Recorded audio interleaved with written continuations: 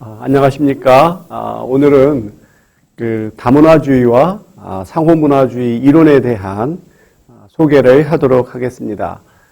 이전까지의 강의가 역사적인 상황을 설명하거나 또는 국제이주 또는 다문화주의와 관련된 구체적인 현상들을 소개하는 것이었다라고 한다면 오늘은 조금 이론적이고 철학적인 그러한 내용이 되겠습니다.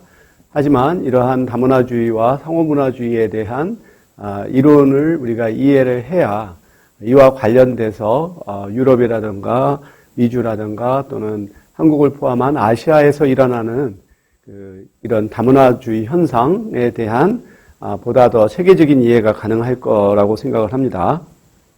이 다문화주의와 상호문화주의는 다음과 같은 하나의 과정을 거치면서 변화를 해왔다라고 볼 수 있겠어요. 도덕적인 이론론이 문화적인 다원론, 자유주의 이론으로 변했다가 다문화주의 그리고 그 이후 다문화주의에 대한 비판을 통해서 상호문화주의로 이렇게 발전하는 양상을 보이고 있습니다. 오늘 제가 소개하려고 하는 이러한 다문화주의와 상호문화주의에 관련된 이론적인 변화는 비크 파레크라고 하는 인도 출신의 영국 철학자에 의해서 이제 설명이 된 내용들인데요. 그의 대표적인 저서인 Rethinking Multiculturalism, Cultural Diversity and Political Theory라고 하는 책에서 앞서서 소개했던 이론적인 변화 과정을 잘 설명하고 있습니다.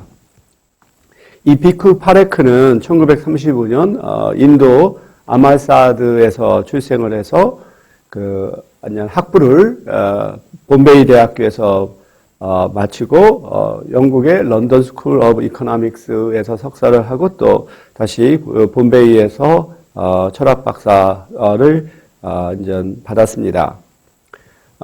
그의 이제 핵심적인 개념은 상호 작용적인 다문화주의 방법론과 문화 간 대화를 강조했다는 겁니다. 그래서 이 파레크는 또한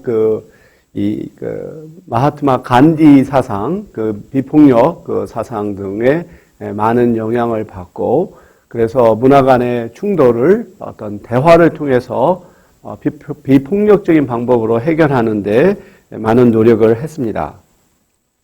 파레크의 사상을 우리가 핵심적인 부분을 살펴보자면 이 인간 삶에 있어서 문화가 기본이 된다라고 하는 거죠.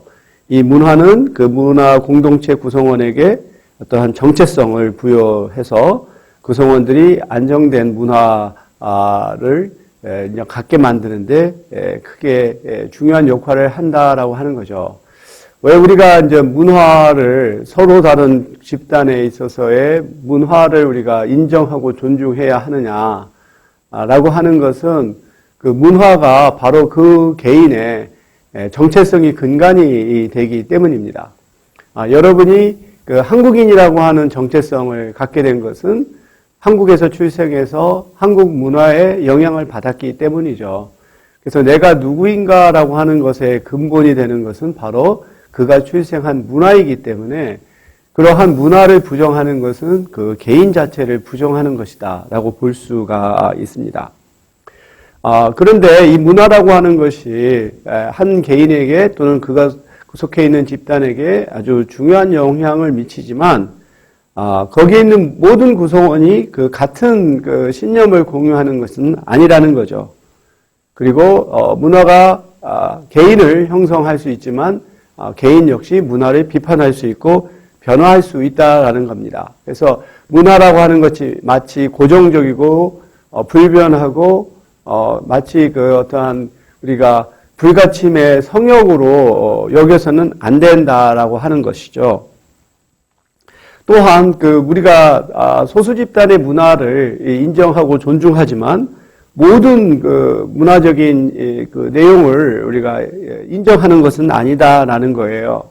그것이 어떠한 보편적인 가치에 비춰볼 때 우리가 받아들일 수 없는 것이라고 한다면 우리는 그 문화를 거부할 수가 있고 심지어 법률을 제정해서 그것을 금지할 수도 있는 것이죠.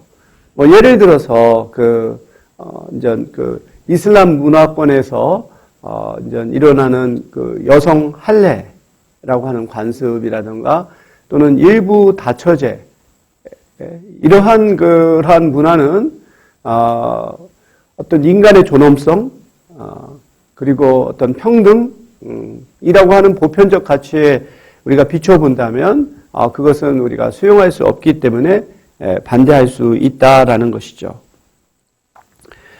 그래서 문화는 끊임없이 변화할 수 있으며 다른 문화와의 대화를 통해서 우리는 자신의 문화도 비판하고 다른 또 문화도 수용하는 이런 과정을 거칠 수가 있기 때문에 문화 간의 대화는 매우 중요하다라고 하는 것이죠. 예를 들어서 어느 한 이민자 집단이 다른 나라에서 이제 정착을 할 때 자기들이 갖고 있는 그러한 고유한 문화가 거주국의 문화와 충돌할 때 이 경우 서로 간의 대화를 통해서 어떤 것이 더 보편적이고 모든 개인에게 더 행복한 삶을 부여할 수 있는 것인가에 대한 우리가 논의 그리고 협의를 거쳐서 좀 변화할 수 있는, 그래서 문화라고 하는 것이 마치 어느 한 집단의 문화라고 한다면 그것을 무조건 수용해야 된다든가 하는 것이 아니라 이렇게 대화를 통해서 우리가 변화할 수 있다라고 하는 것이 파레크의 핵심 사상이죠. 이게 바로 아까 말씀하셨던 상호작용적인 다문화주의라는 거죠. 다문화주의가 마치 고립된 섬들처럼 서로 간에 아무런 상호작용이 없는 것이 아니라 우리가 서로 대화를 통해서 상호 이해를 통해서 우리가 접점을 찾아나갈 수가 있다라고 하는 것이 파레크의 핵심적인 사상입니다. 그래서 파레크는 서구에서 이 다문화주의가 어떻게 출현했는가를 이제 역사적으로 한번 살펴보고 있습니다. 그런데 이제 서구 철학의 뿌리를 보면 플라톤이라든지 아리스토텔레스와 같이 그러한 서양 철학을 집대성한 이론가들에 보면 그들의 사상을 도덕적인 이론론이라 볼 수 있다는 거죠. 그래서 오직 한 가지의 생활 방식만이 완전히 인간적이고 참되고 선하다. 그래서 이 플라톤의 경우도 에센스, 어떠한 것의 본질이라고 하는 그런 개념을 얘기를 하는 것이죠. 우리가 이러한 일종의 도덕적 이론론의 또한 과학적인 뿌리를 본다면 원자론이라고도 볼 수 있어요. 모든 사물을 우리가 다 쪼개고 쪼개서 가장 최소 단위로 만들었을 때 그 물체의 본질을 갖고 있는 최소 단위를 우리가 원자라고 부르죠. 그래서 우리가 서양 철학에 있어서 보면 이러한 어떤 본질주의라고 하는 사상이 상당히 강하게 자리 잡고 있어요. 그래서 이 철학에서도 가장 이제 그리스의 경우에서는 이성적인 삶이 가장 온전하고 가장 완전한 삶이다라고 본 거죠. 왜냐하면 이 감정이라고 하는 것은 상당히 변덕스러울 수가 있고 또한 폭력적일 수가 있는데 우리가 이성적인 삶을 산다면 그것은 이제 합리적이고 또 우리가 안정된 삶을 살 수 있다. 그래서 그리스의 이론론에서는 이성이 가장 중요한 하나의 원리가 되었다라고 한다면 이것이 이제 중세 기독교의 사상으로 가서는 기독교의 교리만이 가장 온전한 그리고 이상적인 삶이 되는 것이죠. 어거스틴이라든지 아퀴나스와 같은 신학자에 의해서 이제 이런 신학이 정립이 될 때 결국 인간이라고 하는 존재는 이제 원죄를 지은 존재로 여겨지죠. 태초에 신이 인간을 만들고 에덴 동산에서 살 때 그때는 정말 아무런 죄가 없었던 아주 완전한 삶이었는데 사탄이 이브를 유혹해서 선악과를 먹고 그때부터 인간이 그 죄를 깨닫고 수치심을 느끼고 거기서 출생한 자녀가 서로를 죽이는 이러한 죄를 저지른. 그래서 인간이라고 하는 것은 본질적으로 이러한 죄를 짓고 있기 때문에 그 인간의 노력으로서는 이러한 온전한 삶을 살 수 없고 신에게 전적으로 의존하는 그러한 삶이 가장 아름답고 또 최선의 삶이다라고 하는 이쪽에 이성을 신앙이 이제 대체했다라고 한다면 그 이후에 이제 르네상스를 맞이하고 이러한 그 인본주의 사상이 생겨나면서부터는 다시 이제 이성, 우리의 자유, 이 개인성을 이상사회의 기준으로 삼게 되죠. 대표적으로 로크라든가 몽테스큐의 토크빌 같은 이러한 사람들이 이제 그 신앙이 우리 인간의 삶을 완전히 지배했던 것에서 벗어나서 인간의 이성, 자유, 이 개인성을 기반으로 해서 우리가 이제 살아가야 한다라고 주장을 하죠. 이제 이것이 일종의 이제 고전적인 단원론이었다면 점차 어떤 문화적인 차이를 인정하고 세상에는 어느 하나의 삶의 방식만이 존재하는 것이 아니고 어느 하나의 문화만이 우수한 것이 아닌 여러의 문화가 있을 수 있고 문화마다 하나의 가치가 있다라고 하는 이 문화적인 다원론으로 변화하게 됩니다. 이탈리아의 그 철학자인 비코는 모든 사회는 별개의 문화 공동체이고 각 사회의 사고와 삶의 형태는 다르고 그것들은 양립할 수 없을 때도 있다. 그러나 이런 면에서 이제 비코는 바로 문화적인 다원성을 인정을 했죠.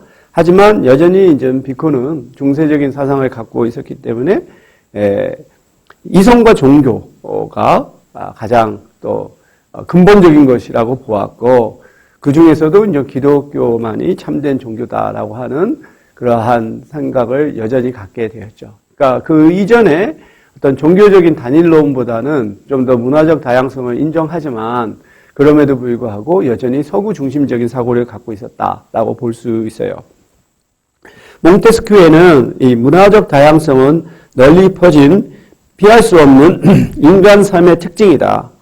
어떠한 두 개의 사회도 동일하지 않으며 모든 사회가 특정의 공통 목표를 추구하더라도 각각은 투교한 것이다. 그럼에도 불구하고 역시 몽테스큐에도 유럽의 문화가 가장 선진적이고 앞선 것으로 이렇게 여기는 유럽 중심적인 사고를 유지했습니다. 독일의 신학자이면서 철학자인 헤르더는 좀 더 그런 면에서는 문화적 다원성을 인정하는 쪽으로 더 나아갔죠.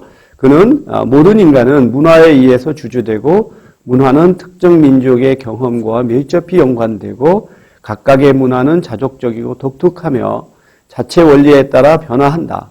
따라서 서로 다른 문화들을 하나의 보편적인 도덕적 기준을 갖고 위계와 순위를 정할 수 없다.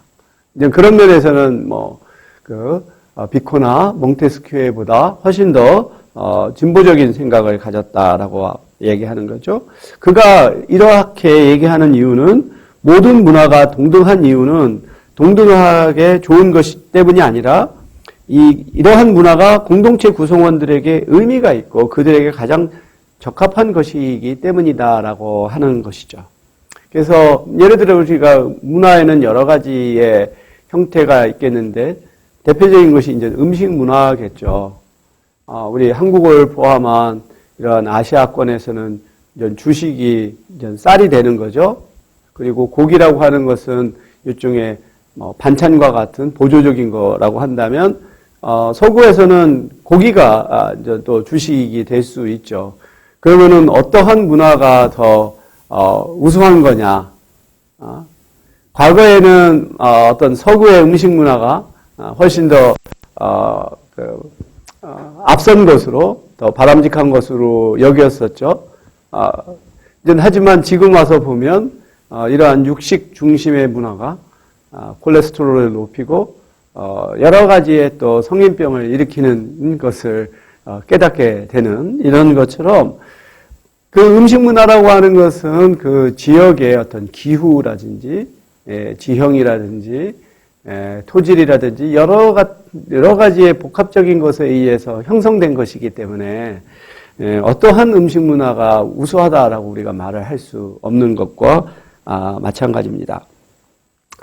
헤로드는 이러한 문화 상대주의의 관점을 취했기 때문에 문화 간의 대화는 어렵다라고 또 보았고, 또 문화 내부의 다양성을 인정하지 않았다라고 하는 또 한계가 있어요. 그러니까 이 헤로드에서는 문화를 존중은 하지만 그 문화 자체를 인정하는 것에 그침으로써 그 문화 간에 있어서의 어떠한 대화를 우리가 시도하는 이러한 것을 이제 인정하지 않았다라고 하는 것은 자칫 잘못하면 이제 여러 그 문화 배경을 갖고 있는 사람들이 살더라도 마치 이제 고립된 삶을 살아가는, 그것은 한 사회의 어떠한 통합 연대를 이루는데 큰 문제가 될 수 있는 거죠. 이 고전적 자유주의는 앞서 말했던 어떤 이성이나 또는 종교와 같은 그런 보편적인 원칙에 의존하지 않고도 다양성을 포섭할 수 있는 자유주의 이 이론을 발전시켰습니다. 롤스는 이제 미국의 철학자인 존 롤스는 이 다원성은 불가피하고 또한 바람직한 것이다.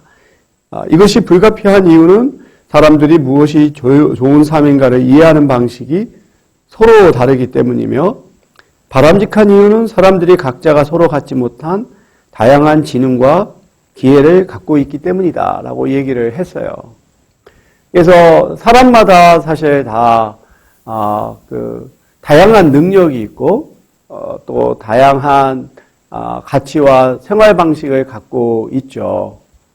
우리가 음악을 예를 들더라도 음악에 굉장히 많은 장르가 있죠.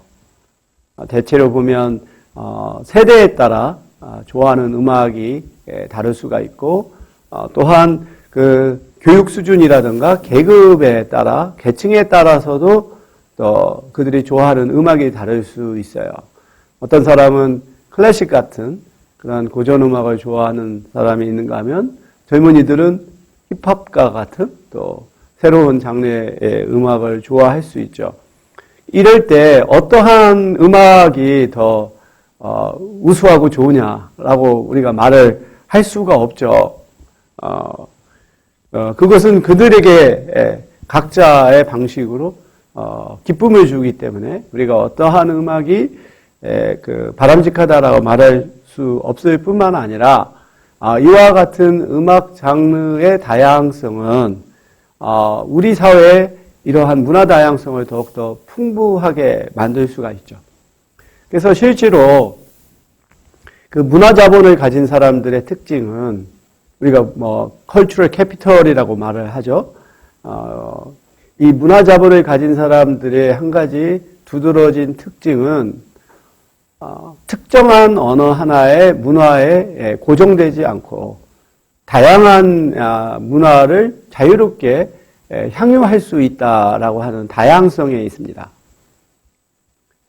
예를 들어서 이런 문화 자본을 갖고 있는 사람들은 필요할 때는 그 클래식 같은 음악을 듣고, 그다음에 또 팝을 듣고, 팝 중에서도 꼭 서양의 팝만 아니라 우리 한국의 또 팝도 즐길 수 있고, 또 젊은이들의 그런 젊은 취향의 음악을 또 즐길 수 있는 이러한 다양성을 갖는 것이 이제 문화 자본을 가진 사람의 특징이라고 하는 거죠. 만약에 우리가 선택할 수 있는 음악이 딱 제한되어 있다라고 한다면 얼마만큼 우리의 삶이 갑갑할 수 있을까요? 그만큼 이렇게 문화의 다양성이라고 하는 것은 각각의 개인에게 가장 최적의 하나의 선택일 뿐만 아니라 그와 같은 문화 다양성이 사회를 보다 더 풍부하게 만들고 개인의 삶을 아주 더욱더 풍성한 그러한 삶으로 만들 수가 있는 거죠. 그렇지만 존 롤스는 우리가 Theory of Justice, 정의론이라고 하는 또 이론을 개발한 사람이잖아요. 그래서 이러한 문화 다양성도 중요하지만 그거보다 더 중요한 것은 이 정의라고 하는 것이 기본 도덕이 되어야 한다라고 하는 입장을 또 유지했습니다. 라스라고 하는 또 철학자도 이 다문화주의에 대해서 자유주의적인 접근을 했는데요. 그는 인간의 궁극적인 목적은 좋은 삶, good life를 사는 것인데 이런 목적과 가치는 개인에 속한 사회의 형태와 관습에 의해서 조성된다는 거죠. 그리고 좋은 삶을 발현할 수 있는 능력에 따라 문화를 평가하고 비교할 수 있다. 그리고 인간의 자율성은 서로 다른 문화를 비교할 수 있는 하나의 보편적인 잣대라고 얘기했어요. 그래서 라스는 바로 이렇게 좋은 삶이라고 하는 거를 결정할 수 있는 것은 없지만 완전히 모든 것을 다 결정할 수 있는 근본적인 하나의 판단 기준은 없지만 그럼에도 불구하고 자유주의 학자이기 때문에 이 자율성이라고 하는 것은 가장 하나의 근본적인 보편적인 가치 중에 하나이기 때문에 우리가 이러한 자율성에 따라 어느 문화는 좀 더 바람직한 것이고 어떤 문화는 덜 바람직한 것이다라고 얘기할 수 있다라고 하는 거죠. 예를 들어서 우리가 이제 한국과 북한을 비교할 때 바로 이런 문제가 나오겠죠. 대체로 우리 한국인들은 한국 중심적인 사고를 하죠. 어떤 경제적인 발전 수준이라든지 여러 가지가 있겠지만 이 라스의 입장에서는 바로 자율성이라고 하는 걸 가지고 한국과 북한을 아마 평가를 할 거예요. 그러니까 북한의 문화에도 분명히 그 자체로 불가피하고 또 적합한 삶의 양식이 있을 수 있지만 그것이 그 개인의 근본적인 자유를 침해한다면 그러한 사회는 우리가 좋게 평가할 수 없다라고 보는 거죠. 그래서 한편으로는 문화 다양성을 인정하면서도 인간의 자유 또는 존엄성 또는 자율성과 같은 이 보편적인 가치는 그 문화들 간에 있어서 비교와 평가를 할 수 있는 기준이 될 수 있다라는 거죠. 그래서 라스는 그와 같은 사고가 어떤 서양 중심적인 사고라고 하는 것을 알고 있기 때문에 그런 방식으로 우리가 문화를 비교하는 것에 문제점을 인식을 했죠. 하지만 이렇게 자율성이 낮은 문화라 할지라도 이게 외부인을 해치지 않고 그 구성원들에게 좋은 삶을 제공한다면 우리는 그 문화에 대해서 관용적인 태도를 보여야 한다라고 주장을 했어요. 그래서 만약에 북한의 문화를 우리가 인정한다면 그게 자율성이 떨어지더라도 그러면 구성원들한테 좋은 삶을 제공을 한다면 우리가 북한 문화에 대해서도 좋게 평가할 수 있겠지만 실제로는 그렇지 않잖아요. 북한 내에서 보면 이 계급을 어떤 충성 계급, 동요 계급, 적성 계급으로 나눠서 신분에 따라서 정말로 삶의 기회와 질이 달라지는 그리고 체제에 대해서 반대하는 사람들을 정치범 수용소에 감금하는 등의 이렇게 아주 심각한 인권 침해를 하는 그러한 사회를 아무리 우리가 다른 체제라 할지라도 인정하는 것은 어찌 보면 방임이라고도 볼 수 있어요. 그러니까 이러한 것은 우리가 인권과 같이 가장 기본적인 권리를 놓고 다른 나라의 인권 상황에 대해서 얘기할 수 있는 근거가 무엇이냐라고 하는 것과 관련이 되죠. 종종 보면 미국이 인권 지수를 이제 세계 인권 지수를 발표하면서 뭐 북한을 이제 최하위에 놓고 또 중국의 인권 상황에 대해서도 비판을 하죠. 그러니까 한편으로는 뭐 미국에서는 인권 문제가 없냐. 여전히 흑백 간에 있어서의 이런 차별이 존재하고 백인 경찰들이 흑인에 대한 아주 과도한 폭력을 행사하는 것은 분명히 이것도 인권 문제죠. 이게 마치 어떻게 보면은 자기 눈에 이제 들보는 보지 못하고 남의 눈에는 티만 이렇게 보는 거. 마치 또는 내로남불처럼 그렇게 보일 수가 분명히 있어요. 이제 그럼에도 불구하고 우리는 인권은 그 나라의 고유한 하나의 권한이다라고만 볼 수 없는, 취해법권이라고 볼 수 없는. 왜냐하면 이 인권이라고 하는 것은 그의 어떠한 인종이나 국적이나 종교적 신념과 상관없이 보호되고 존중받아야 될 것이기 때문에 이것은 심각한 인권 침해가 이루어지고 있는 상황에서 하나의 세계의 시민으로서 또는 세계의 기구가 그거에 대해서 문제 제기를 하고 시정을 요구할 수 있는 바로 근거가 어떤 이런 보편적인 가치는 우리가 문화적 상대주의에 의해서 배제할 수 있는 것은 아니다라고 하는 거죠. 그래서 굉장히 중요한 문제가 이런 거죠. 다양성과 보편성에 있어서의 우리가 경계는 무엇이냐. 우리가 다양성을 인정한다고 할 때 그럼 모든 문화 다양성을 인정하는 것이냐. 그게 아니라는 거죠.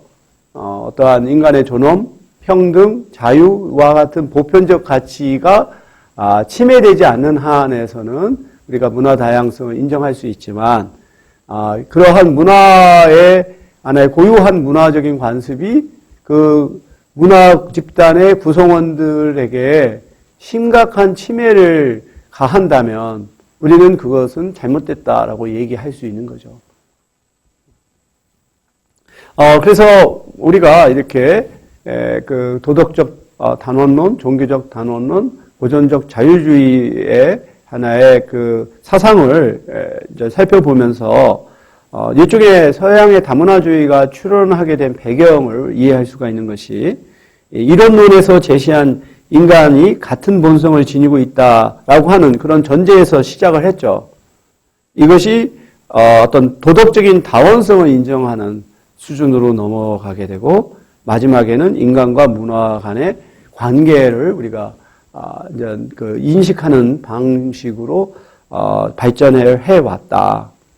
그리고 서양 철학에 있어서의 자유주의적인 전통의 영향을 받아서 다문화주의는 상당히 자유주의적인 특성을 띠게 되었다라고 합니다. 그리고 앞서 말했던 것처럼 문화적인 다양성을 인정하되 자율성을 제공하는 능력을 기준으로 해서 다른 문화를 비교하고 평가할 수 있다는 견해를 이러한 사상들에서 갖고 있다고 우리가 볼 수가 있습니다. 그래서 파레크는 이와 같이 서양에서 사상적으로 어떻게 다문화주의로 나아갈 수 있는 토대가 마련이 되었는가를 설명하면서 그는 이제 상호작용적인 다문화주의라고 하는 하나의 사상을 제안을 하죠. 그러니까 인터랙티브 멀티컬처럴리즘이에요. 그래서 앞서 말했던 것처럼 우리가 다원론을 인정하고 서로의 문화를 우리가 평가하고 어떤 간섭할 수 없는 거라고 여긴다면 그것은 그 한 사회가 하나의 통합된 유기체가 될 수가 없죠. 마치 어떤 불가침적인 하나의 성욕으로만 남게 되는 예를 들어서 어느 한 특정한 종교 집단이 자신들의 종교 교리에 의해서 자녀들에게 교육을 시키지 않겠다. 어떤 세속적인 교육이 어떤 인간을 타락하게 만든다라고 하는 신념 때문에 교육을 많이 하지 않을 경우, 이 경우 그러면 우리는 그들의 문화를 존중하기 때문에 그걸 허용해야 하느냐라고 하는 문제가 있는 거죠. 근데 대부분의 국가에서는 이 교육은 하나의 의무적인 사항이 되는 거죠. 그래서 그것을 위반했을 때는 우리가 개입을 해서 처벌을 할 수도 있는 그러한 근거가 무엇이냐. 그래서 이 파레크는 바로 문화 간에 있어서의 대화를 매우 중요시 여겨요. 그래서 이 상호작용적인 다문화주의는 이건 단순하게 어느 한 특정한 소수 집단에 관련된 것만이 아니고 한 사회 내에는 여러 가지 문화 집단들이 있잖아요. 이제 그들 간의 관계로 이걸 확장을 해서, 이들이 서로, 개방적이고 평등한 대화를 통해 공존을, 좀 추구하려고 하는 그러한 목표를 갖고 있습니다. 그래서 파레크는 모든 문화를 허용할 수는 없는 것이기 때문에 어떠한 문화적인 관행을 허용할 것인가에 대해서는 문화 간의 대화가 중요하다라고 보았어요. 그런데 이러한 문화 간의 대화를 진행하기 위해서는 사회 전반의 제도와 관행의 토대가 되는 그 사회의 유력한 가치, 이것을 이제 파레크는 operative public values, 어떤 유효한 공적인 가치라고 이렇게 불렀습니다. 이것은 일종의 그 사회의 근간이 되는 가치들이죠. 앞서 말했던 어떤 인간의 존엄성이라든지 또 평등, 이런 것의 기초에서 우리가 서로 대화를 할 수 있는 것이고, 그러한 기준에 비춰봐서 어느 소수 집단의 관행을 우리가 수용할 수도 있고 금지할 수도 있는 거죠.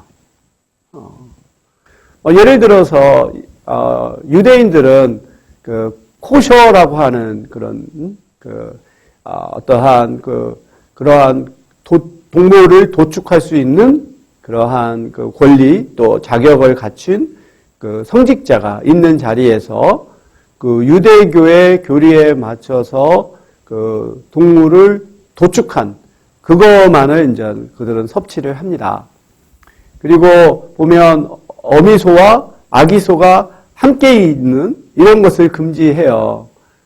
그래서 그 어미소에서 나온 그 어떤 우유를 가공한 치즈라든지 뭐 이런 부분들과 그 어떠한 그 고기를 다루는 것이 공간적으로 또 분리가 되어야 하는 이러한 엄격한 그 윤리를 갖고 있죠. 그 이슬람교에서는 이제 할랄이라고 하는 거기도 또 그 방식대로 도축을 해야 그 음식을 먹을 수가 있어요. 그러면은 그 이러한 유대교나 유대인들이나 무슬림들이 거주하는 나라가 하나의 기독교 문화, 유대교가 아니라 또 이슬람교가 아닌 이런 개신교가 지배적인 그런 기독교 사회에서 이들의 그러한 음식 문화에 대해서 우리가 어떻게 볼 거냐. 여기서 보면 그들의 어떤 할랄이든 코셔라고 하는 게 인간의 존엄성 또는 평등을 침해하는 건 아니죠. 그러한 그 하나의 문화적인 차이가 한 개인에게 심각한 위협을 가하는, 위해를 가하는 것이 아니기 때문에 우리는 그거에 대해서 허용할 수 있죠. 하지만 그 어떤 여성 할례 또는 일부 다처제라든지 그 경우에 따라서는 그 이 시크교도들은 머리에다가 이러한 그 두건 같은 아주 굉장히 이렇게 잘 해서 이런 터반을 이제 쓰게 되는데 그 오토바이를 타고 다닐 때 그러면은 안전상 우리가 헬멧을 써야겠죠. 그래서 그러한 시크교도는 자기네들은 종교적인 교리 때문에 이 터반을 벗을 수 없다. 그러면은 그 캐나다 같은 데서 그러면 이들을 어떤 교통 위반으로 처벌을 해야 하느냐. 이 문제를 가지고 상당히 논란이 있었는데, 거기서는 좀 상당히 다문화주의적인 접근을 해서 이 터반이 헬멧과 같은 보호 기능이 있다. 라는 방식으로 그것을 허용한 예가 있어요. 하지만 이것도 서로 간의 그러한 대화를 통해서 해법을 찾은 거죠. 하지만 이것이 정말로 안전에 심각한 위해가 된다면 이 시크교도도 뭐 따라야 되겠죠. 이런 면에서 문화 간 대화는 이러한 문화 간의 차이를 그리고 우리가 이해하고 갈등을 풀어갈 수 있는 방법인데 이것이 만병통치약은 아니라는 거죠. 그 두 집단 간의 상호 우호적이고 협력적인 관계일 때 이 문화 간 대화가 가능한 것이지, 이것이 아주 심각한 갈등을 맺고 있고 아주 고질적인 그런 경우라고 한다면 사실 문화 간 대화를 통해서 이러한 차이를 좁힌다고 하는 것은 쉽지 않은 과제라고 볼 수가 있고, 여기에 이제 좀 더 이따가 우리가 다문화주의에 대한 비판을 소개할 때 다루겠지만, 보다 더 하나의 집단 간에 있어서의 그 차이와 불평등, 이런 소수 집단과 다수 집단 간에 있어서의 이러한 관계에 문화적인 차이보다 더 근본적으로 영향을 미치는 것은 바로 불평등의 문제죠. 소수 집단들이 취업이라든지 소득이라든지 주거라든지 교육이라든지 건강이라든지 여러 가지 면에서 불이익을 당하고 차별을 당하고, 사실 이런 것이 사실 더욱 심각한 문제인데, 그러한 문제가 상존하는 상황에서 문화 간 대화를 통해서 풀어간다라고 하는 것을 기대하는 것은 아주 상당히 아주 비현실적인 거죠. 사실 어떻게 생각하면 아주 속으로 골병이 들었는데 그것을 화장술로 상처가 없는 것처럼 덮는 것과 또 같을 수가 있다. 그래서 이 문화 간 대화라고 하는 것이 상당히 바람직한 하나의 다문화 공존을 이룰 수 있는 방법이겠지만, 이와 같이 어떤 불평등과 갈등이 심각한 상황에서 그것을 해결하거나 최소화하는 노력 없이 그 문화 간 대화를 통해서 집단 간의 관계를 평화롭게 이룬다라고 하는 것은 상당히 비현실적이다라고 말을 할 수밖에 없습니다. 다음에 소개할 학자는 캐나다의 정치 철학자인 찰스 테일러인데요.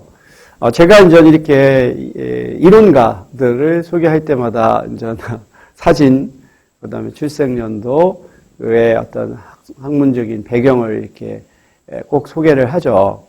왜냐하면 한 개인의 사상이라고 하는 것은 그 문화적인 공백에서 나올 수가 없어요. 그가 출생하고 성장한 시기와 그 공간에 의해서 크게 영향을 받기 때문에 우리는 아주 중요한 사상가, 이론가를 접할 때 그들의 이론과 사상을 이해하고자 할 때 굉장히 저는 중요하고 또 우리가 선행적으로 해야 하는 것이 그가 어떠한 맥락에서 어떠한 배경에서 그와 같은 사상을 발전시켰는가를 이해하는 게 저는 굉장히 중요하다고 생각을 해요. 그래서 이제 그 사람의 얼굴처럼 그 사람의 정체성을 보여줄 수 있는 게 없죠. 그리고 그의 출생연도, 그리고 그의 어떤 학문적인 배경, 이런 것들을 통해서 우리는 그 사람의 사상의 뿌리를 이해할 수가 있어요.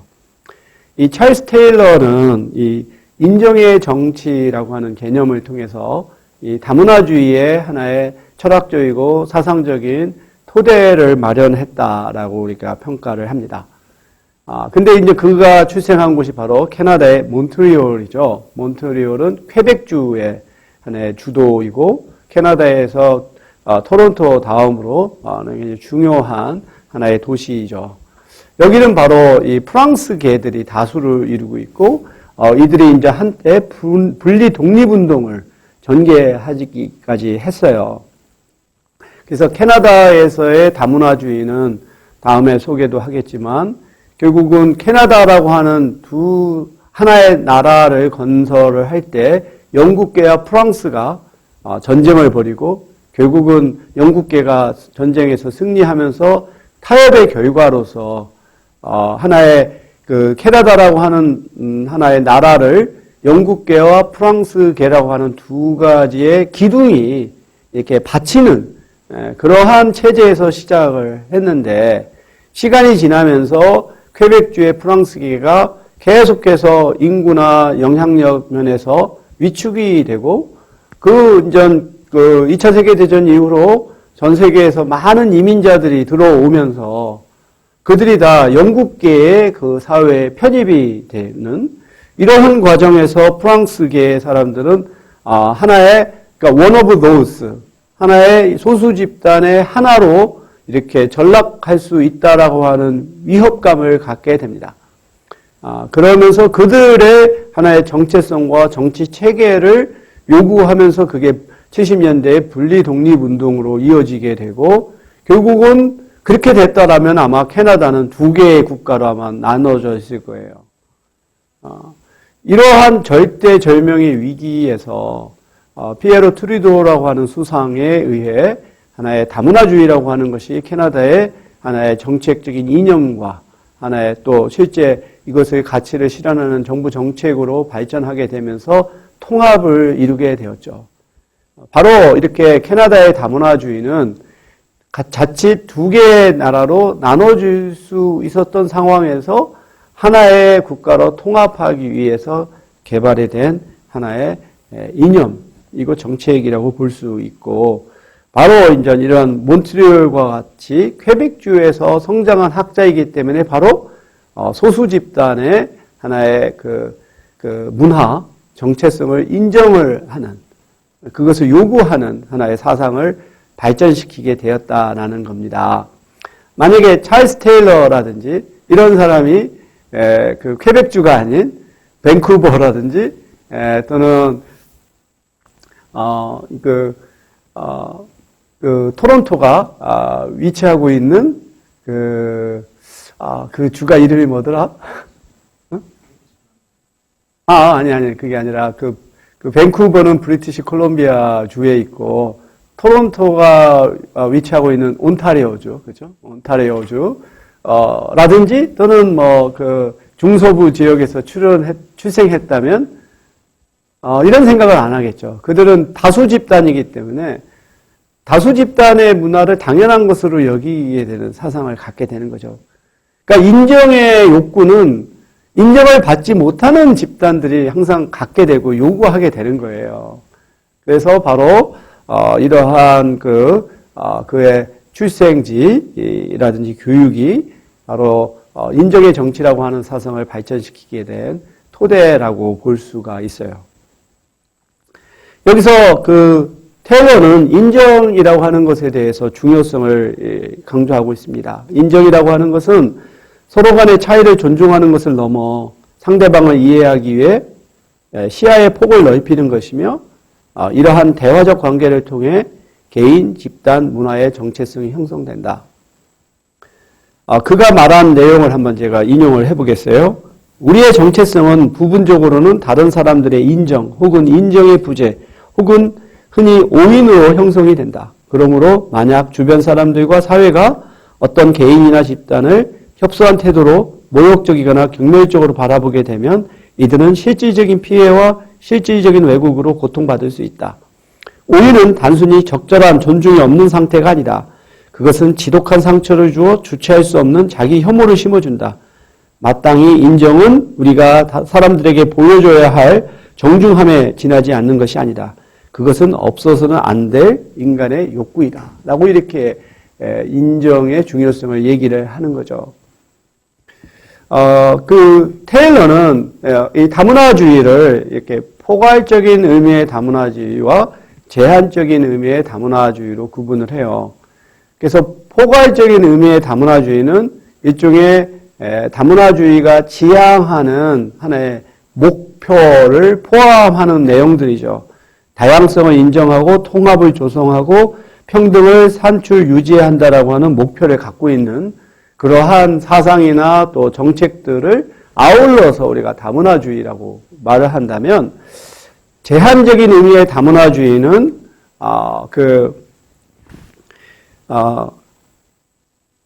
하나의 문화적인 차이를 인정하는 수준에 그치는 것을 제한적인 의미의 다문화주의라고 얘기를 했어요. 그러니까 이제 앞서서 내가 앞으로도 계속 다문화주의에 대한 비판을 얘기하고 그거에 대해서 다시 또 반론을 제기하지만 다문화주의는 하나의 사상이 아니라는 거예요. 여러 가지 차원의 여러 가지 수준의 다문화주의가 있어요. 여기서 사실 이 다문화주의를 오인하는 것 중에 하나는 다문화주의는 단지 문화적인 차이를 인정하고 일종의 방관적인 입장이다. 그로 인해서 사회를 분열시킨다라고 하는 비판을 많이 하는데 그거는 테일러의 의미에서는 굉장히 제한적인 의미의 다문화주의를 가리키는 겁니다. 다문화주의의 굉장히 중요한 목적 중에 하나는 사회의 통합이에요. 다양성 속에서도 하나의 국가의 공통의 어떤 정체성, 문화를 만들어서 사회를 통합하고자 하는 목표도 갖고 있어요. 그게 이제 테일러가 말하는 포괄적 의미의 다문화주의고, 단지 어떤 차이를 인정하는 것은 상당히 제한적인 의미의 다문화주의다라는 거죠. 그래서 다문화주의와 상호문화주의를 구별을 한다면, 다문화주의에서는 하나의 공식적인 문화를 인정하지 않아요. 각각의 문화가 고유한 것으로 바라보는, 그러다고 한다면 상호문화주의는 문화 중에서도 중심 집단의 문화를 하나의 공식 문화로 인정하는 것을 요구하고, 소수 집단들이 그것을 존중하고 수용할 것을 요구하는 거죠. 그러니까 제한적 의미의 다문화주의는 상당히 이제 원심력이 발동을 해서 사회가 막 분열될 수 있는 가능성이 있다고 한다면, 상호문화주의는 그러한 문화적인 차이를 인정하지만 그래도 그 사회의 어떤 중심적인 문화로 이렇게 통합이 될 것을 요구한다라고 하는 데서 우리가 차이를 좀 찾아볼 수 있겠습니다. 다음으로 이 자유주의적인 사상에 기초해서 다문화주의를 발전시킨 대표적인 학자로 킴리카를 우리가 들 수 있어요. 킴리카는 이제 제가 수년 전에 국제교류재단의 지원을 받아서 우리가 글로벌 세미나라고 하는 큰 행사를 할 때 제가 초청을 해서 같이 토론도 하고 식사도 같이 하고 그랬던 그 사상가입니다. 그래서 우리가 알고 있는 이런 다문화주의의 하나의 굉장히 중요한 토대를 놓은 학자라고 볼 수 있죠. 그래서 킴리카는 1970년대 퀘벡의 그 어떤 분리 독립운동과 또 1980년대, 90년대 동구권의 공산주의 국가들이 몰락을 하고 또 여러 그런 과거 소련의 그런 공화국들이 독립을 하는 현상들을 바라보면서 이 자유주의 정치 철학의 관점에서 이 다문화주의에 대한 이론을 형성하고자 했습니다. 그래서 그는 자유주의적인 다문화주의 관점에서 다양한 인종문화적 집단들이 공존하는 이런 다문화 사회 내에서 소수 집단이 겪는 어려움과 그것을 해결할 수 있는 정책적인 대안을 모색하는 노력을 했습니다.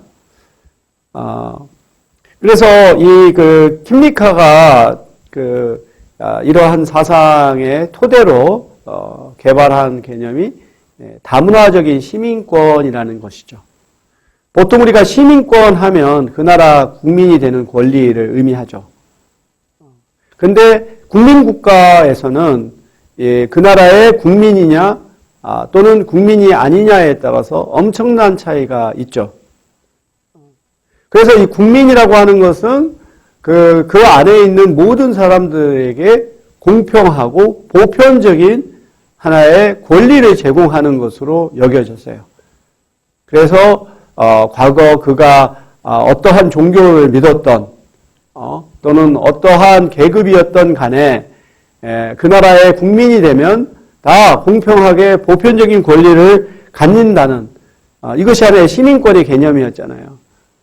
이것이 어떠한 참정권과 같은 그러한 시민권에서 시작했던 것이 다음으로 나아가서 이제 사회권, 단순하게 하나의 자유를 갖는 것에 그치는 것이 아니라 인간으로서 존엄한 삶을 살 수 있는 권리, 그게 이제 사회권의 개념이죠. 뭐 교육을 받을 수 있는 권리라든지, 그 다음에 어떠한 건강을 유지할 수 있는 권리, 이런 것들도 이제는 시민권의 개념으로 확장이 되었죠. 이것이 이제 문화권의 개념으로까지 이제 확장이 되는 겁니다. 그래서 킴리카는 이러한 국민국가에서 얘기하는 이런 국민이라고 하는 개념, 시민권이라고 하는 것이 한편으로는 하나의 보편적인 권리를 주었지만 그 안에, 국민 안에 존재하는 다양한 문화 집단 간의 차이를 적절하게 수용하지 못했다라고 이제 비판을 합니다. 그래서 국민주의의 이론에 따르면 모든 국민이 하나의 공통적인 국민적인 정체성, 언어, 문화를 공유하는 것을 가정해서 그 소수 종족 집단들의 존재를 부정하거나 은폐했다라고 하는 것이죠. 이런 경우는 대개 그 다민족 국가들에서 나타나는 거예요. 우리나라는 그래도 하나의 언어나 인종 면에서 상당히 동질적인 것이기 때문에 우리는 이런 문제를 잘 인식하지 못하지만 사실 세계 대부분의 나라들은 여러 인종이나 민족으로 구성된 집단들이죠. 대표적으로 우리가 인도네시아, 말레이시아의 예를 들어도 거기에서는 말레이시아의 예를 들면 말레이인이 있고 그 다음에 중국인이 있고 인도인이 있고 그렇죠. 이 말레이시아가 이제 독립을 하면서 이 독립운동을 전개할 때 그 말레이인들이 주축이 되었지만 거기에는 또 중국인들도 굉장히 아주 큰 역할을 합니다. 하지만 말레이시아가 하나의 독립국가로 나아가면서부터 나오는 것이 일종의 이제 국민 만들기 프로젝트죠. 네이션 빌딩의 과정을 거쳐요. 그러면 국어가 있고 그 다음에 국가가 있고 국사가 있죠. 그런데 이때 국사, 국어라고 하는 것이 대개 중심 집단의 문화를 근거로 해서 만들어지는 과정이에요. 그러다 보면 그 중국인의 경우에서는 말레이인이라고 하는 국민을 갖고 있지만 그들의 문화와 정체성이 인정받지 못하게 되는 거죠. 따라서 이 국민이라고 하는 권리는 그 국민 중에 다양한 문화 집단들의 권리를 부인할 수 있는 그러한 문제를 갖고 있다라고 하는 겁니다. 그래서 바로 이 다문화적인 시민권은 그 한 국가의 구성원들에게 그들의 고유한 문화에 기반을 한 권리를 부여해야 된다라고 하는 것이죠. 그래서 그 킴리카는 이러한 소수 종족 집단들에게는 세 가지의 권리를 부여해야 한다라고 주장한 거예요. 하나는 특별 대표권이라는 거죠. 이 소수 종족 집단들이 정치적으로 배제되어 있기 때문에 그들의 이익을 대표할 수 있는 권리를 부여해야 한다는 거예요. 우리 현대 민주주의는 다수결의 원칙에 따르잖아요. 그러다 보면은 이 소수 집단들은 그들의 인구수가 적기 때문에 그거에 비례해서 우리가 정치권을 부여하게 되면 전혀 목소리를 낼 수 없어요. 이런 경우에는 그들이 비록 인구수는 적더라도 동등하게 참여할 수 있는 하나의 대표권을 부여해야 한다라는 것이고, 두 번째로는 그 다종족적인 권리를 가져야 한다는 거예요. 그래서 그들의 문화가 또 그들의 하나의 경제가 주류 집단과 다를 수가 있는 거죠. 뭐 예를 들어서 캐나다의 어떤 그 이누이트족들을 보면 그들은 여전히 어떤 그 연어라든지 그와 같은 어떤 수렵 채취적인 경제를 하는데, 그걸 캐나다 정부가 어떤 그 환경 보호 또는 생태계 보호 차원에서 금지시켰을 경우, 그들은 결국은 생업 자체가 이제 위협을 받게 되는 거죠. 바로 그들의 그러한 그 고유한 권리를 인정해야 한다라고 하는 것이 바로 이런 다문화적인 시민권이 되는 거죠. 그래서 그 킴리카는 이렇게 소수 집단을 그 어떤 자치적이고 영토적인 공동체가 있는 경우, 그것이 이제 원주민과 소수 민족이 되는 거죠. 그 다음에 이제 이민자의 경우에서는 사실은 이러한 원주민이나 소수 민족이 주장할 수 있는 권리를 가질 수 없잖아요. 그들에게는 또한 권리가 다를 수 있겠죠. 이민자한테 자치권을 부여할 수는 없는 거죠. 이런 식으로 그들이 그 사회에서 어떠한 역사적인 또는 영토적인 그 지위를 갖고 있느냐에 따라 이제 그 부여할 수 있는 권리가 달라질 수가 있는 것이고, 그래서 킴리카는 단지 하나의 사상가에 그치는 것이 아니라 그 각 나라가 얼마만큼 다문화주의 정책을 실천하고 있는지를 측정하는 지표를 개발을 했어요. 그래서 여러분이 Multiculturalism Policy Index라고 이렇게 검색을 하면 그 사이트에 들어가서 각각의 집단에 대한 개념 정의와 각각의 집단에 대한 다문화주의 정책의 지수들을 볼 수가 있고, 그 다음에 이것은 이제 시기적으로 이러한 각 나라에서 이런 다문화주의 정책을 실천하는 정도를 측정하고 있어요. 그래서 이게 1980년에 이민자들을 대상으로 어느 나라가 얼마만큼 다문화주의 정책을 실현하고 있는가를 측정한 겁니다. 여기에서 보면 미국과 캐나다, 그 다음에 여기 그 북구 유럽, 그 다음에 호주, 여기가 다문화주의 정책 지수가 좀 높죠. 그 다음에 이게 2000년으로 넘어가게 되면 캐나다의 경우에서는 더욱더 다문화주의 정책을 실천하는 수준이 더 높아졌고, 호주도 더 높아졌죠. 그리고 앞서 이런 1980년대에 보다 영국이라든지 또는 뭐 여기에 있는 룩셈부르크, 벨기에 그런 나라들에서 다문화주의 정책을 실현하는 정도가 더욱더 높아지는, 2010년으로 가면 이것이 더욱더 실천되는 정도가 높아지는 것을 우리가 알 수가 있어요. 바로 이렇게 다문화주의 정책을 통해서 이게 그 단순하게 이러한 사상에 그치는 것이 아니라 우리가 이러한 지표가 있기 때문에 나라들 간의 비교가 가능하고 시기적인 변화를 우리가 측정할 수 있잖아요. 그것이 굉장히 사실은 정책적인 효과가 있습니다.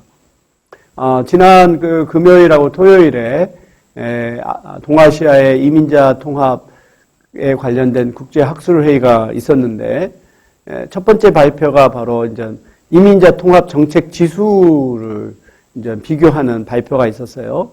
그래서 우리나라가 이제 전체 그 평가 대상국 중에서 한 중간 정도, 일본보다 좀 더 높은 점수를 유지하고 있죠. 그래서 이제 법무부는 상당히 그 결과에 고무적이었다라고 얘기를 하죠. 바로 이렇게 한 나라가 얼마만큼 이민자들이 통합이 될 수 있는가라고 하는 것을 객관적으로 측정하고 국제적으로 비교하게 되면 그것이 그 나라 정부로 하여금 그런 정책을 더욱더 실현하게끔 만드는 압력이 될 수가 있어요. 그래서 사실 사회과학 연구에 있어서 지표는 단순하게 학술적인 연구뿐만 아니라 정책적인 효과를 갖는데 매우 좋은 방법이라고 생각합니다. 그래서 제가 1980년, 2000년, 2010년에 전 세계에 있어서의 다문화주의 정책 지수의 변화를 보여주면 보통 우리는 다문화주의는 실패했다라고 하는 얘기를 많이 듣죠. 특히 유럽에서 많은 정치가들이 다문화주의는 실패했다라고 얘기를 하죠. 그러면서 이제는 다문화주의가 아니라 어떤 시민 통합, civic integration, 이민자들로 하여금 그 나라에 더 통합되는 것을 요구하는 방향으로 전환이 되었다라고 얘기를 해요. 하지만 실제로 우리가 이 국제 비교를 통해 보면 오히려 이 다문화주의 정책을 실현하는 국가들이 늘어났다는 걸 알 수 있어요. 근데 그건 왜 그러냐? 이제 다문화주의라고 하는 용어에 대한 어떠한 상당히 부정적인 정서가 확장이 되면서 정부는 다문화주의라고 하는 용어 대신 문화 다양성이라고 하는 용어를 써서 그 정책을 시행하고 있는 거예요. 우리가 사실 이주라고 하는 것이 더욱더 보편화되고 한 사회가 인종이나 문화나 그 국적에 의해서 다양화되는 것은 이것은 거스릴 수 없는 추세죠. 그러면 그 사회가 이렇게 문화 다양성이 늘어나는 상황에서 과거처럼 동화주의로 돌아갈 수는 없는 거거든요.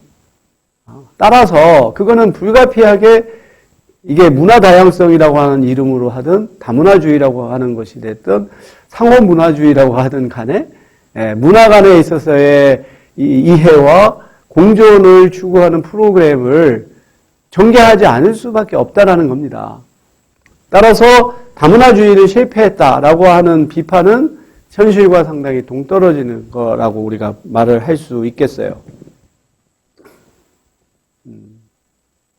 그리고 이제 킴리카는 이런 이 자유주의 사상이 기반하고 있는 이 개인적인 자유에 대해서 비판을 합니다. 이 자유주의 철학자들은 이제 다문화주의를 비판을 해요. 한 사회의 구성원이 됐으면 그 나라의 하나의 국민이라고 하는 이러한 것이 더 우선해야 되고 어떤 평등이라든지 자유라든지 이러한 것이 우선이 되어야 되는 것이지 어느 소수 집단이라고 해서 그들의 문화가 별도로 인정받고 특혜를 받아서는 안 된다. 이것은 개인의 자유를 침해하는 것이다. 라고 주장을 하는 거죠. 그런데 킴리카는 이러한 그 자유가 그 사회 구성원들에게 공평하게 주어졌느냐라고 하는 문제 제기를 하는 거예요. 그리고 이 개인이 정말로 100% 자유롭게 자신의 문화라든지 소속의 집단을 정할 수 있는 것이냐라는 거죠. 이것은 불가피하게 그 개인은 어느 한 특정한 집단에 속해서 출생하게 되고 교육을 받게 되는 것이기 때문에 이 문화라고 하는 것이 자기가 자유롭게 선택할 수 있는 것은 아니라는 거죠. 그래서 자유주의 사상가들이 말하는 이 개인적인 자유에 한계가 있다라는 것이고, 그러면서 그는 사회 고유 문화라고 하는 개념을 제안을 합니다. 그것은 그 사회의 하나의 어떠한 그 사회에서 역사적으로 정치 경제적으로 형성이 된 하나의 삶의 방식이 삶의 고유 문화가 되는 것이고, 그 사회에 살게 되면 모든 구성원은 이러한 사회적 차원의 문화에 영향을 받을 수밖에 없어요. 이제 그게 아까 말했던 이쪽에 주류 문화 또는 공식 문화가 되는 거죠. 이게 국민 만들기 프로젝트가 되는 거예요. 그래서 그 나라에서 중심적인 집단들의 언어나 문화나 역사가 마치 그 나라의 언어와 역사가 그리고 문화가 되는 것처럼 만들어지게 됨으로 인해서 거기에서 배제가 된 원주민이든 소수민족들이든 이민자들은 그들의 문화가 부정이 되고 배제가 되는 거죠. 이러한 것이 이제 문제다. 이제 그런 면에서 바로 이 문화라고 하는 것은 그 개인이 어떤 정체성을 형성하는 데 있어서 핵심적인 부분이고, 그렇기 때문에 그 개인이 갖고 있는 그 집단의 고유한 문화를 보장하는 것이 필요하다는 거예요. 이걸 국민 문화라고 하는 이름으로 부정하고 동화하려고 한다는 것은 개인을 부정하는 것과 마찬가지라는 것이고, 우리가 이렇게 그 소수 집단의 문화를 인정하고 보호하는 것은 단지 이 개인의 하나의 권리를 보장하는 것에 그치는 것이 아니라 그 사회가 더욱더 창의적이고 또 풍부한 그러한 가능성을 갖게 만들 수 있는 요건이다라고 이렇게 보고 있습니다. 근데 이제 이러한 다문화주의 사상에 대해서 영국의 정치 철학자인 브라이언 베리는 아주 강력하게 비판을 해요. 그는 Culture and Equality에서 An Egalitarian Critique of Multiculturalism이라고 하는 책에서 다문화주의에 대한 비판을 하죠. 이것도 이제 어찌 보면 영국의 학자라고 하는 거, 이것이 또 이러한 그 다문화주의에 대한 비판을 또 제기하게 되는 또 하나의 사상적인 토대라고도 볼 수 있어요. 네, 주류 집단의 멤버로서 소수 집단의 이러한 권리 요구에 대해서 자신이 느끼는 하나의 문제 제기를 하나의 보다 더 보편주의적 관점에서 또는 그 공화주의적인 관점에서 문제 제기를 하는 거죠. 보면은 우리가 이제 politically correctness라고 하는 말이 있죠. 대체로 이게 페미니즘이라든지 다문화주의라든지 또는 뭐 성소수자 운동에서 얘기하는 것이죠. 그러니까 역사적으로 차별을 받고 이런 그 배제가 된 사람들이 권리를 우리가 인정하는 것이 정치적으로 올바르다라고 하는 이런 사상이 1960년대 이후로 이제 다양한 형태로 이게 뭐 여성 운동이나 성소수자 운동이나 또는 이런 소수자 집단의 운동을 통해서 확장이 되어 왔잖아요. 이 과정에서 다수 집단들은 좀 침묵해야 했어요. 그들이 어떤 역사적으로 남성이라든지 중산층의 백인들이라든지 이런 기독교인이라든지 이런 사람들이 하나의 소수자들을 역사적으로 억압해왔던 가해자라고 여겨지기 때문에 이러한 다양한 형태의 소수자 권리 운동에 대해서 침묵해야 했고 그들이 마치 어떠한 그 죄를 지은 사람으로 여겨지는 이런 것이 이제 시간이 지나면서 이제 그 안에서 이쪽에 이제 반발이 생겨나는 거죠. 대표적인 것이 바로 어포머티브 액션을 둘러싼 논쟁이죠. 우리가 적극적 조치라고도 부르고 차별 시정 정책이다라고 부르는 어포머티브 액션의 경우에서 보면 흑인들이 미국에서 역사적으로 또 흑인이나 여성이 역사적으로 차별과 불이익을 당해왔기 때문에 어떠한 취업이라든지 승진이라든지 장학금과 같은 혜택에서 어떤 우선순위를 줘야 한다라고 하는 이러한 것이 이제 백인 남성들의 입장에서는 자신의 권리를 자신의 기회를 침해한다라고 해서 이제 소송을 하게 하는 그와 같은 일종의 이제 백래시라고 부르죠. 그 일종의 그 반격이 이제 일어나게 됩니다. 그래서 이제 베리가 다문화주의를 비판하는 것은 이것이 문화적인 상대주의이기 때문에 문화 본질주의의 함정에 빠질 수 있다. 그리고 다문화주의는 재분배 메커니즘을 결여하고 있다. 앞서 말했던 것처럼 한 사회에서의 그 소수 집단의 그러한 문제는 이게 경제적인 하나의 불평등의 문제인데 그것에 대한 문제 제기를 하지 않고 문화적인 차이에만 그러니까 그 관심을 둠으로써 보다 더 문제의 근원을 회피한다. 라고 하는 것이죠. 그러면서 그는 문화보다 권리가 더 우선시 되어야 한다. 라고 이렇게 얘기를 하면서 그는 개인과 집단, 권리와 문화, 정의, 사회 통합의 차원에서 다문화주의를 비판을 합니다. 그래서 첫 번째로 그는 개인과 집단 간의 관계에 있어서 이 다문화주의 정책은 본질적으로 집단 위주의 정책일 수밖에 없기 때문에 개인의 기본권을 약화시킨다라고 하는 거죠. 그래서 만약에 우리가 어느 한 특정한 집단의 문화를 인정하게 되면 그 집단 내에서도 또 소수 집단이 있을 수 있죠. 그들이 또 권리가 침해될 수가 있다는 거예요. 그래서 대표적으로 미국의 그 동부 펜실바니아주의 랭커스터라고 하는 도시에 그 아미시라고 하는 종교 집단이 있어요.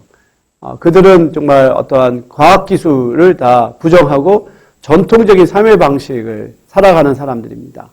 제가 한번 거기 갔을 때 내가 마치 타임머신을 타고 중세로 돌아간 느낌이 들어요. 거기서는 자동차를 사용하지 않고 마차를 사용하고 나는 마치 그 반지의 제왕을 보는 것인 줄 알았어요.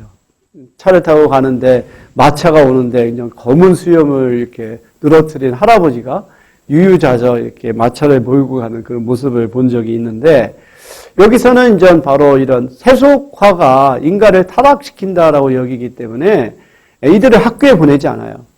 그래서 자기들만의 특별한 학교에서 중학교까지 보내고 더 이상의 고등교육을 시키지 않습니다.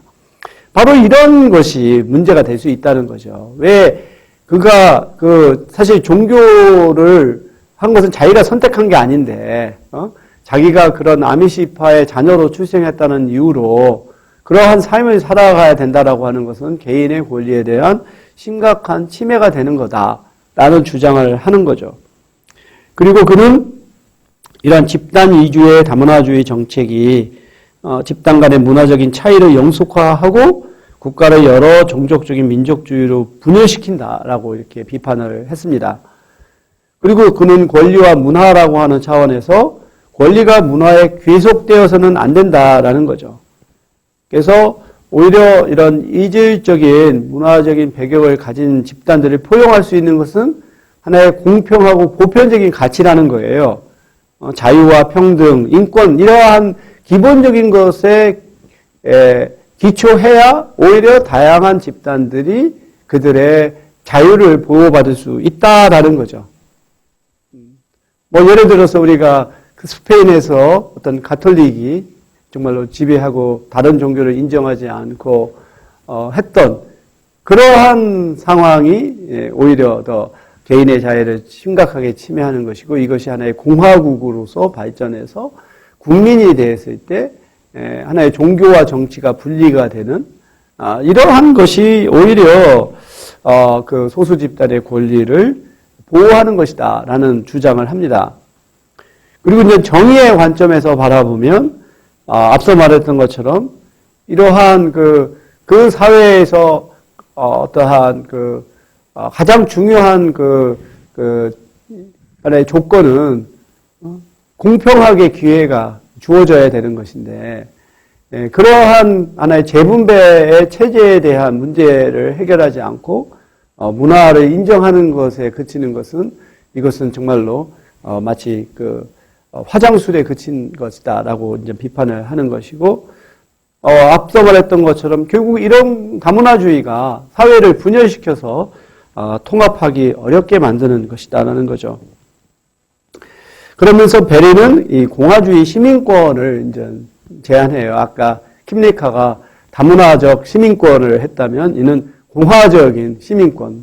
그러니까 그 나라의 국민들이 다 공통적인 구성원으로서 하나의 따라야 하는 이러한 것을 제안을 하는 것이죠.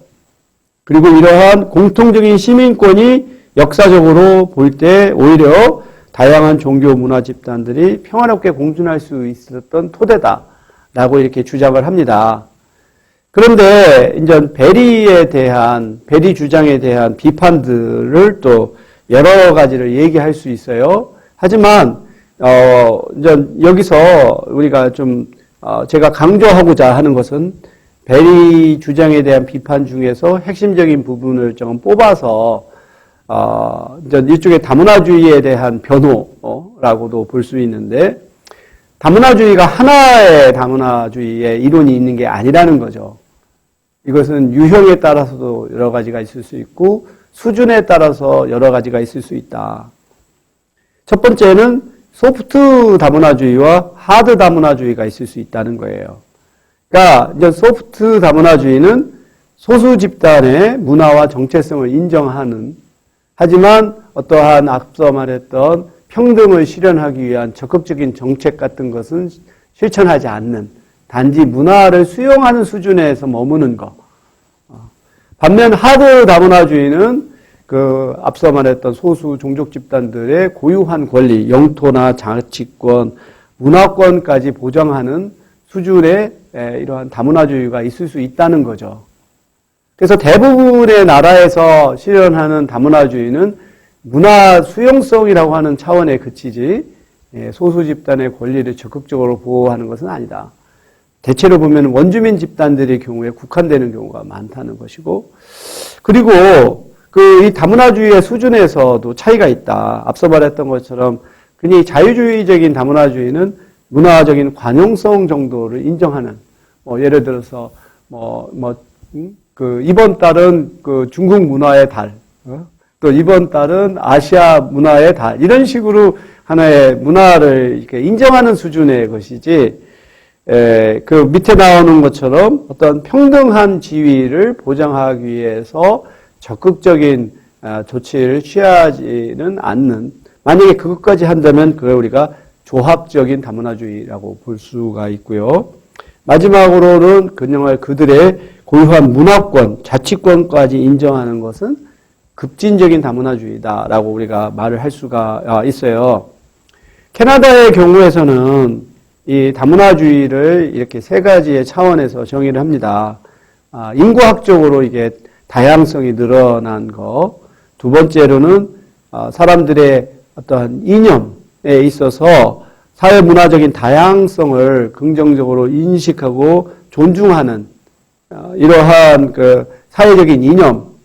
그 다음에 세 번째가 바로 이와 같은 가치를 실현하기 위한 정부의 적극적인 정책.